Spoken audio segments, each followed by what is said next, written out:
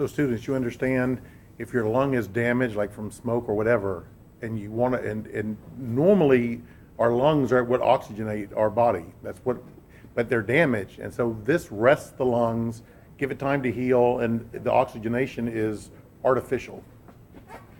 So I'm going to talk about, thank you, Topi, and thank you, Dr. Conrad. I'm going to talk today how I interpret a chest x-ray. There's no right or wrong. I'm going to show you some anatomy and then just go. Whenever I look at a chest x-ray, this is how I start. I always look at the shoulder, and if I can see the humerus, I go black or white tumor, black and white infection. I look all the way down. I look at the scapula, make sure there's no fractures, no lytic or sclerotic bone lesions. Look at the coracoid process, the coracoclavicular ligament region. I look at the AC joint if it's included. Then I go across the clavicle, look for fractures. Most commonly broken bone of the body is the clavicle. Second most commonly broken bone in the body is the other clavicle. That's my joke. Look at the AC joint, look for black or white tumors here. Look at the scapula, looking at the soft tissues. Come look at the soft tissues in the neck for any calcifications or soft tissue gas. Look at the trachea, make sure it's midline. If it's not, I look to see if they're rotated. In kids and in adults too, I always go white foreign body, look for foreign bodies. Then I go to the lung apices and I look for Pancoast tumors, which are called superior sulcus tumors. Children aren't going to get them, but adults can. They can cause Horner syndrome, ptosis, meiosis, anhidrosis, can cause shoulder pain because the brachial plexus is involved. C3, 4, and 5 keep the diaphragm alive. So if you have a Pancoast tumor here, you can have an elevated hemidiaphragm from phrenic nerve palsy. This is the aorta. This is the main pulmonary artery. This is the left pulmonary artery. This is the AP window, the aortopulmonary window. The recurrent laryngeal nerve lives here and goes up to the larynx. So a Pancoast tumor in this size can cause hoarseness. So I'm going looking for a Pancoast tumor. At the same time, I'm looking for a pneumo. A pneumo will be a white line and black on the outside of it. The white line is the visceral pleura. So I'm going round and white tumor, round and white infection, any type of pneumonia, any type of nodule. The pulmonologist will get mad if you call a 2-centimeter pulmonary mass because 3 centimeters is a mass. Less than 3 centimeters is a pulmonary nodule. This is a normal variant. You see this not infrequently. This is an accessory azygous lobe and fissure. Normally the azygous comes here and dumps into the superior vena cava. Well, here it went all the way to the periphery and it pulled the pleura down, and so this is 4 layers of pleura, visceral parietal, and this is the actual azygous vein, and it makes this accessory lobe and fissure. This is normal. It's not a tumor. It's not atelectasis. It's normal. Look between the ribs, look through the ribs, look all the way down, looking for a nice sharp point for costophrenic angle. Then I come and I look at the paratracheal stripe, make sure there's no widening. You sure don't want white and convex. You don't want it to be convex. You want it in this region to be very, very thin. And the superior vena cava the azygous vein and lymph node live here.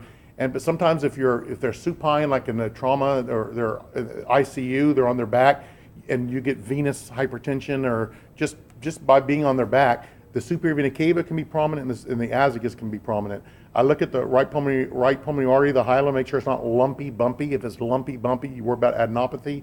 Then I do the same thing on this side. Then I play with the window to look behind the heart. You should be seeing branching vessels.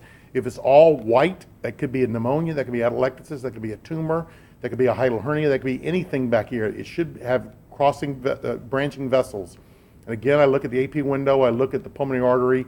Then I come over here and I look in the abdomen for any abnormal air or abnormal calcifications or foreign bodies or surgical clips, surgical drains. Then I come up and I look for 2 pedicles all the way up.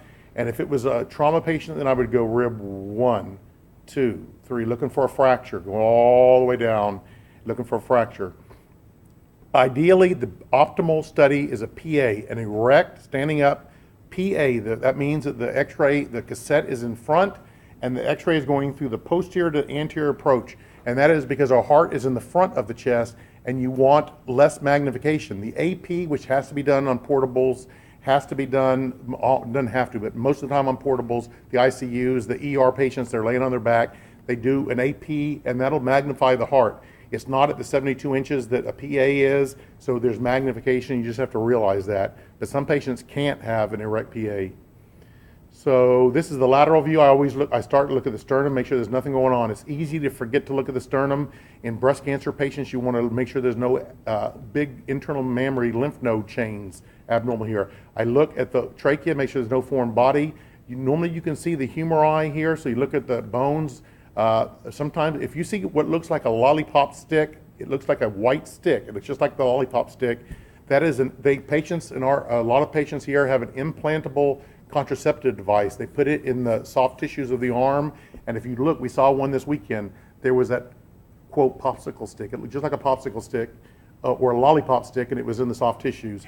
And the resident didn't know what that was, and she had never seen it, so I told her. Then I come over here and I look at the spine. A lateral view of chest is a great, it could have been anybody, it could have been you or Nor, but the lateral view of the chest is a great, quote, screening tool for osteoporotic compression fractures. You don't do that, you do a DEXA scan, but a lot of patients get a lateral chest x-ray, so you look for anterior wedging. You look for anterior wedge compression fractures. If you don't look at it, you'll miss it. So I always go square, square, square, box, box, box, same thing as square and box. And I never go in the back wedging. You don't ever get posterior compression wedging, you get anterior wedging. And you know that if, you might not know this, but neurointerventional can do a thing called a vertebroplasty. If you have an anterior wedge compression fracture for osteoporosis, they can put a big needle through the pedicle into the vertebral body, inject hot cement, and the hot cement, the cement will prevent further collapse of the vertebral body so they won't lose any more height. And the heat of that will burn all the nerves in that vertebral body, so now they don't hurt anymore. So it's called a vertebroplasty. Then I come and I look at the posterior cosphenic angles, then I look up for any calcifications. You can diagnose an abdominal aortic aneurysm if it's atherosclerotic off of a lateral chest x-ray if it's there. If it's atherosclerotic, if you really look, you have to play with the windows. You have to play so that you can't see the lung, you see the abdomen real well. You look for calcifications in the back part of the aorta, you look for calcifications in the front, and you might actually see an aneurysm that you could diagnose off a lateral view of the chest because it was a pre-op chest, or it was cold or cough. Then I also look for free air to the hemidiaphragms. The hemidiaphragm that goes all the way to the front is the right, unless you have dextrocardia. The hemidiaphragm that stops at the heart is the left, because the cardiac silhouette silhouettes out the hemidiaphragm. I've seen 3 cases of pneumoperitoneum that on the frontal view you don't see it at all, but you see it right here on the lateral view. So always look for free air into the hemidiaphragm. Then I come and I look for, in an adult and older kids, the retrosternal airspace is nice and black. You should be able to play with the window and see nice lung markings. And then it should get darker as it goes down. This should be darker than up here. If this is getting whiter, more white or dense, there could be a pneumonia, there could be atelectasis, pleural effusion, there could be a mass. So you have to really look at all this stuff. This is the aorta. This thing right here, a lot of people don't know what this is. This is the scapula. This is not a trachea, this is not the esophagus. This is the scapula. The most anterior heart chamber is the right ventricle. The most posterior heart chamber is the left atrium. The most right heart chamber is the right atrium. The most left heart chamber is the left ventricle. And this is the region of the inferior vena cava. The inferior vena cava comes in here. So that's what I look for. Little kids, little babies, little young children, they have thymuses. Thymuses are horrible. They're great, but they're horrible for people that aren't used to looking at kids, because it looks like you have a giant heart or you have a huge mediastinal mass. Well, it is a mediastinal mass. It's the normal baby's thymus. It can make the heart look ginormous. That's why a lateral view is really crucial, because on the lateral view, the heart would be normal and this would all be white on that patient I just showed you, because the thymus lives here. So if you had a lateral view of this chest, the retrosternal space is all white because of the thymus. This is an old fracture. Clavicle fracture is the most commonly broken bone in the body. If you have shoulder dystocia, sometimes the clavicle will break when they deliver it, or the obstetrician will actually fracture it. He'll go under the clavicle and pop it forward to be able to get the kid out if they didn't do a C-section. So here is an asymmetric thymus. This is still normal. Bone abnormalities, if you came over here and you did how I do it, you don't have to. I always go black or white tumor, black or white infection. Look, that humeral head is right under that the acromion process in the AC joint. This is called a high riding shoulder. This is going to be the impingement syndrome. The impingement syndrome is a clinical diagnosis, except on MRI, when you can actually see the impingement on the rotator cuff, and it's usually the supraspinatus tendon. The most commonly torn rotator cuff muscle is the supraspinatus. If I ever made a test question up, I would sure say which is not a rotator cuff tendon. And I would say supraspinatus, infraspinatus, teres major, teres minor, or subscapularis. It's the teres major is not. Teres minor is, teres major is not. The most commonly torn is the supraspinatus. That's the one that goes between the AC joint and the humeral head. So when you have, you could, on MRI, a lot of times you'll see synovial hypertrophy, impinging on it. Anytime you impinge on anything over time, you get fatty replace and then it can tear. So this is a, quote, high riding shoulder, and the differential for high riding shoulder is rheumatoid arthritis, CPPD, which is pseudogout, and rotator cuff tear. Here, I would go black or white tumor, black or white infection. I would see these little calcifications right here, maybe little rings and arcs. This is an enchondroma.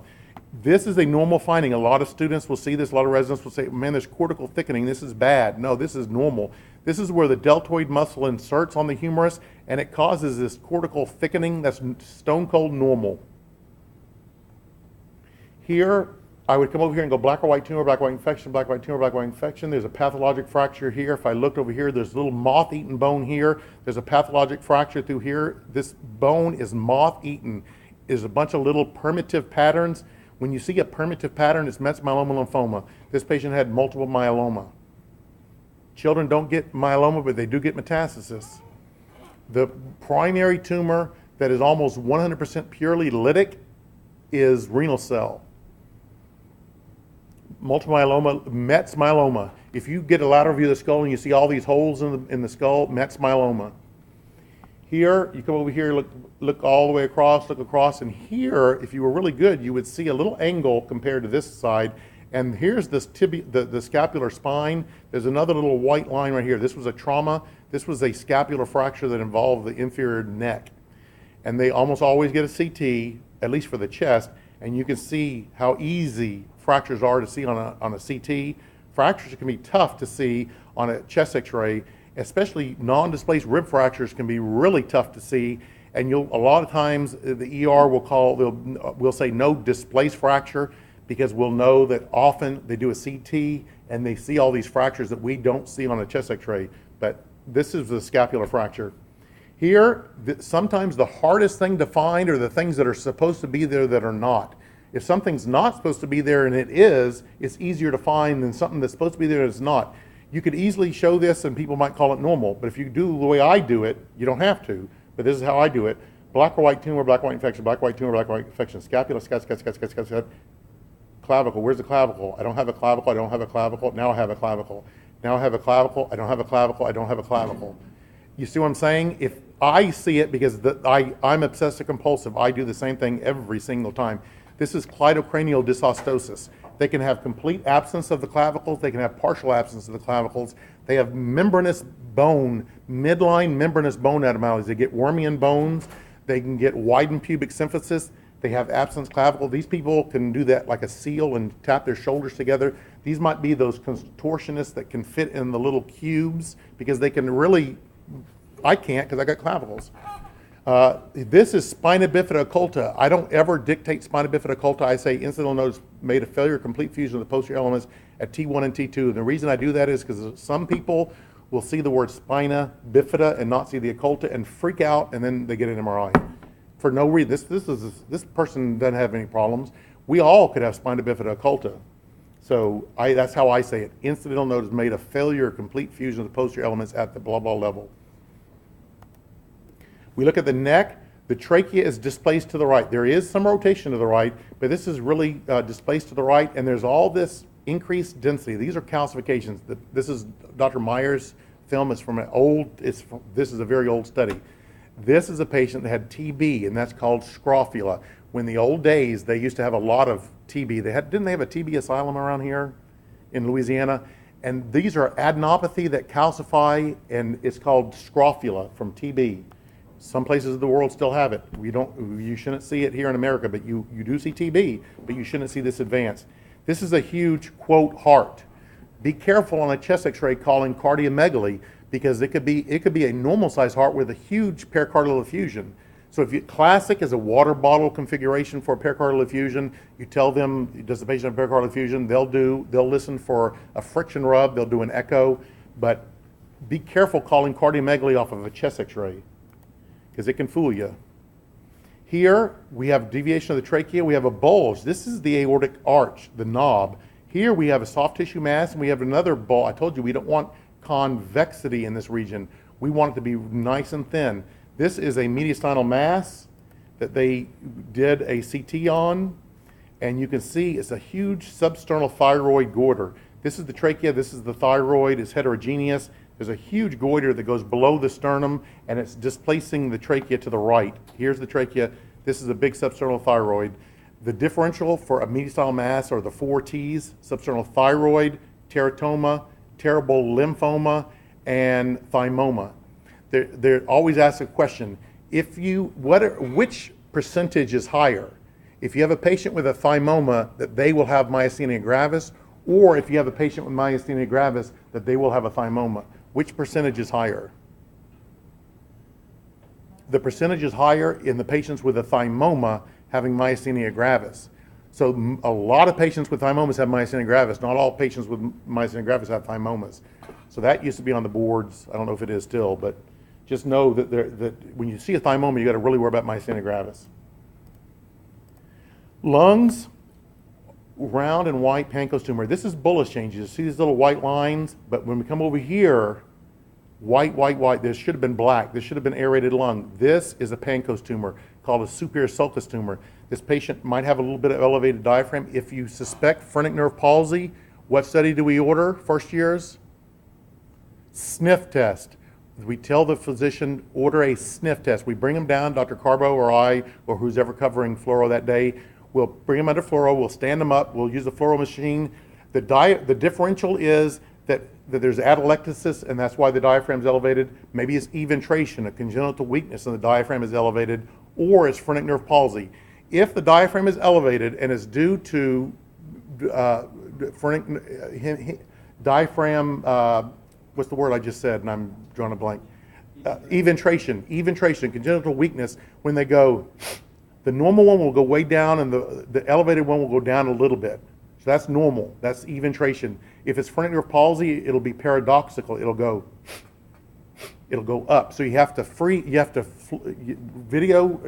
record it off the fluoro, and paradoxical motion is phrenic nerve palsy. And so this is a pancreas tumor. I think the most common cell type is squamous cell. Little children don't get it because they're usually not smokers. Here is another pancreas tumor, and here's another convex bulge that we don't want. You don't want convex bulges. This happened to be a pancreas tumor with adenopathy, and of course they're going to get a CT. You're going to look at the CT to see if there's rib destruction, but here's the pancreas tumor, and here's the big lymph node. Here is very subtle. You got to really look for masses. Here's a little nodule. It's nicely superimposed over this rib, and then here's a nodule right here. If you look, this is not a rib. This is the rib, but there are 2 pulmonary nodules. The places that radiologists miss things are at the lung apices. A pancreas tumor starts with 1 cell, then 2, then 4, so it's going to start tiny. You look for asymmetry. They miss it at the lung. They miss early pancreas tumors. They miss it behind the first rib and the clavicle. They miss it over here behind the heart, the mediastinum, and in the hilar regions. And they'll miss it behind the hemidiaphragm. If you only get a 1-view chest, the lungs go beyond that hemidiaphragm. So you can have if you see a round thing here, it could be in the abdomen or it could be in the lung base. So those are the places that we're really going to miss things. We're less likely to miss something here unless it's hiding like this one. And so they did a CT, and there's that spiculated nodule there, and there's the other pulmonary nodule there. I've seen an x-ray, and this is the truth. There was a 4-centimeter mass right here that had no reason, but you couldn't see it. And I had everybody come and look. On the CT, it's just so obvious. You couldn't see it. I don't know how we didn't see it, but you couldn't see it. And that's what's scary. If you have a smoker, students, if you have a smoker and they're losing weight or they have hemoptysis, you get the chest x-ray, fine, that's perfect. But you also might want to do a CT. You can find so many nodules, especially 2, 3, 4, 5, 6 millimeter nodules that easily can be missed on a chest x-ray that you can see them on the CT. So don't think the chest x-ray is beautiful and if you don't see a nodule, you're fine. No. Here we have multiple nodules. Here we have a pleural effusion. This person had metastasis. This is a portocath. Here the CT is going to show you a lot more nodules than the chest x-ray showed. CT is also good. You can see bony metastasis real well, the spine real well. And on the chest x-ray, a lot of our patients are like me. They're heavy. They're overweight. And so you can see the spine can be very difficult to see. The ribs can be very difficult to see. We get 2 more minutes. Here is a peripheral, probably a mass. This looks like it's at least 3 centimeters. Here it is back here, but you do a CT, and you see cavitation within it. Cavitation, the differential for a cavitating nodule, it could be a metastasis. Squamous cell loves to, primary or secondary squamous cell loves to cavitate. It could be a lung abscess. It could be, if there are multiple, it could be septic emboli. They cavitate. Wegener's granulomatosis cavitates. They've changed the name because Wegener was a Nazi. So I hate that because I never once said, I wonder who that Wegener fella is. Just like on Reiter's syndrome, Reiter can't see, can't pee, can't climb a tree. He was a Nazi. So they've changed in the names. And so another thing, rheumatoid nodules can cavitate. Fungal infections can cavitate. Staph and Klebsiella pneumonias can cavitate. So when you see a cavitation, it can be benign or malignant. There are several causes for it. Here, this was a squamous cell. This was a thick-walled, irregular cavitation in the right upper lobe. That was a squamous cell. Here we have, quote, nodules. You see all these nodules in the lungs? But if you look real good, there's nodules all in the skin, too. This was a patient with neurofibromatosis. So all nodules are not necessarily nodules. Now, if he was a smoker, you'd sure want to do a CT, because how do I know that 1 or 2 or 3 or 4 or 5 of these are not actually pulmonary nodules? You don't know. Here is classic right upper lobe atelectasis. Classic. The minor fissure is elevated. There's total opacification of the right upper lobe. This is often due to a mucus plug, especially in the ICUs when they have an ET tube. Just a little mucus plug goes and blocks it. As opposed, look at this, nice and smooth. Now look at this one. Not nice and smooth. It makes an S. This is Golden's S sign. This is right upper lobe atelectasis, but this is due to a central mass or tumor causing this right upper lobe atelectasis. And so that needs a CT. That last one does not. This patient needs a CT, and this patient had a huge mass right here obstructing the right upper lobe bronchus. This is obscuring the right heart border. If you're obscure the right heart border, you're in the right middle lobe. It could be pneumonia on this. It could be atelectasis. You do a lateral view, and you see that it's atelectasis because the minor fissure is depressed. The major fissure is anteriorly displaced. This triangular wedge shape that points to the hilum is right middle lobe atelectasis. Here is right lower lobe atelectasis. It's classic. There's a straight line, and you still see the right heart border. Right middle lobe obscures the right heart border. Right lower lobe does not obscure the right heart border. The thing that obscures the left heart border is the lingula. Lingula is part of the left upper lobe. Here, if you look behind the heart, you have a straight line and really white here. This is right lower lobe, left lower lobe atelectasis. So we saw right upper lobe atelectasis. We saw right middle lobe atelectasis. We saw right lower lobe atelectasis. We see left lower lobe atelectasis. Left upper lobe atelectasis is the trickiest on the frontal view, but if you see it, it's classic. This looks like a pneumonia or an infiltrate, but look, the trachea is displaced to the left, the hemidiaphragm is elevated, and there's this vague density and lucency coming over here. This is that Luf-Sickle sign of left upper lobe atelectasis. If you have any questions, this is radiologist. This could easily be on a test, just this one view, and that's left upper lobe atelectasis. You can do a lateral view, and you'll see the major fissure really displaced anteriorly, and the whiteness here. This is left upper lobe atelectasis.